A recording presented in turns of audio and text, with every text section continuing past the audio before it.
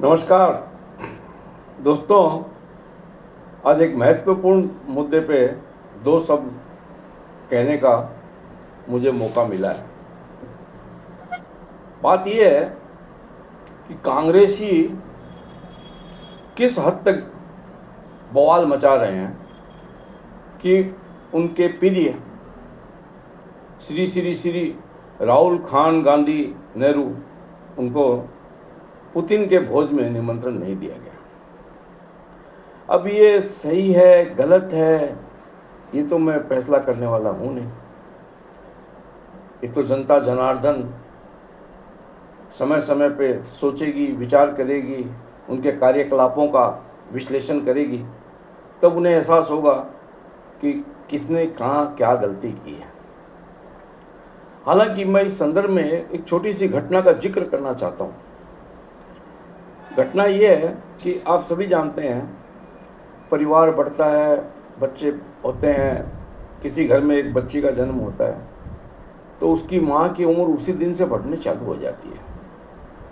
उसी समय से उसको ये चिंता रहती है कि मेरी बच्ची बड़ी हो जाए, मैं उसकी शादी वादी करूँ, उसके हिसाब से उसका परिवर्ष करने चालू करती है। लेकिन कालांतर में देखा गया अगर वो अच्छी लड़की है तो ठीक है, अगर वही बच्ची मंद बुद्धि पैदा हो जाए तो माँ बाप को और पूरे परिवार को कुछ चिंता सताती है। लेकिन अब करने का कुछ है नहीं, ये भाग्य विधाता का लेख है। न माँ बाप कर सकते हैं, न दुनिया कर सकती है, न समाज कर सकता है, न परिवार कर सकता है। लेकिन कालांतर में जब वो बड़ी होती है तो उसके शादी और ब्याह की चिंता परिवार को होती है। ये कोई नई घटना नहीं है, हर परिवार में होती है। ऐसा नहीं है कि गरीब के होती है, अमीर के होती है, हिंदू के होती है, मुसलमान के होती है, सबके होती है। ये मतलब संयोग है कि सबको इसकी चिंता रहती है कि भाई मेरी बच्ची अच्छे घर में चली जाए। अब मंद बुद्धि है तो बड़ा सोच समझ के आगे का फैसला लिया जाता है। अब इसी संदर्भ में जब बच्ची बड़ी हो गई तो परिवार वालों चिंता करते हैं। अब ये घर में बैठ के डिसाइड करते हैं कि भाई लड़के वाले या परिवार वाले देखने आएंगे तो बच्ची को समझा दिया जाता है कि भाई देखो हम लोग अपनी बात करेंगे, तुमको जब बुलाएंगे तुम चाय लेके आ जाना और उसके साथ बिस्कुट ले आना, और तुम आके चुपचाप प्रणाम करके बैठ जाना। तुमको कुछ बोलने का दरकार नहीं है, कुछ करना नहीं है, जो बात है हम लोग करेंगे। अब संजोग है कि वो व्यवस्था बैठ गई। समय निश्चित समय पे सब परिवार वाले एकत्रित हुए, सबने बातचीत की। बच्चे वालों को भी लगा कि नहीं घर अच्छा है, परिवार अच्छा है, समाज में उनका अच्छा ये है। चलो बात आगे बढ़ी तो उन्होंने अपनी बच्ची को आवाज़ दी, बोले बेटा चाय लेके आ जाओ। अब वो चाय की ट्रे लेके आई, चाय टेबल पर रखी, प्रणाम करी और बैठ गई। तो अचानक पिताजी ने पूछ लिया कि बेटा तुमको चाय के साथ बिस्कुट लाने को कहा था।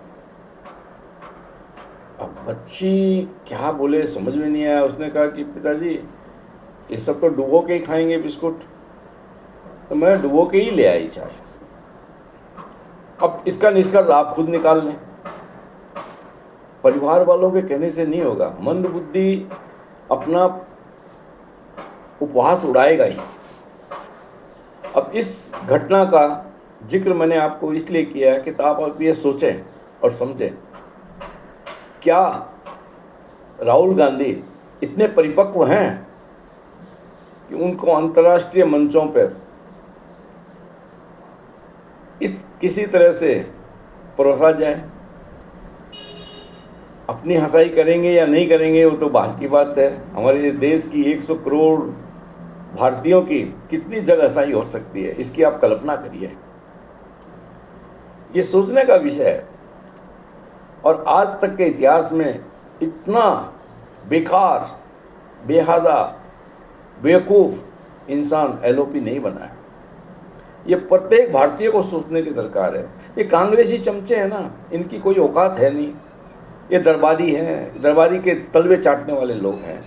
इनको अभी भी नहीं समझ में आ रही है, ज़मीन इनके पैर के नीचे से निकल गई है, लेकिन आसमान में उड़ने की एक